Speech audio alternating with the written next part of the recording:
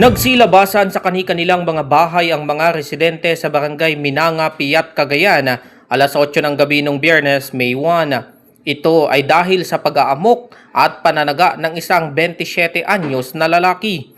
Ayon sa Piat PNP, galing ang lalaki sa barangay Lipatan sa katabing bayan ng Santo Niño, Cagayan at naglakad ito patungo sa barangay Minanga. Sir, meron lang yung nadaanan doon sa may mismong bahay, doon po siya kumuha ng itak. Opo. Doon po yung kanan.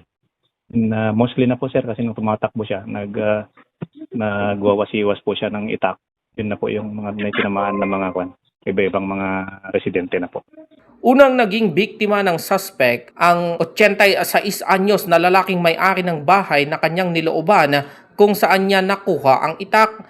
Nagtamo ang biktima ng sugat sa iba't ibang bahagi ng kanyang katawan. Pagkatapos nito ay lumabas ang suspect sa kalsada at pinagtataga ang mga residenteng kanyang nakasalubong. Ayon sa Piat PNP, 7 ang nataga ng suspect kabilang ang 2 babae. Natigil lang ang suspect matapos siyang ma-corner ng mga residente at otoridad. Habol po siya ng mga residente doon din sir. Tapos saktong nagtawag na rin sila ng pulis, barangay officials, na corner na po siya sir.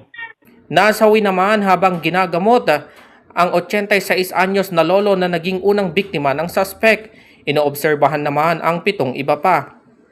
Ayon sa kamag-anak ng suspect, isinailalim na nila noon ang suspect sa gamutan dahil umano sa problema sa kanyang pag-iisip.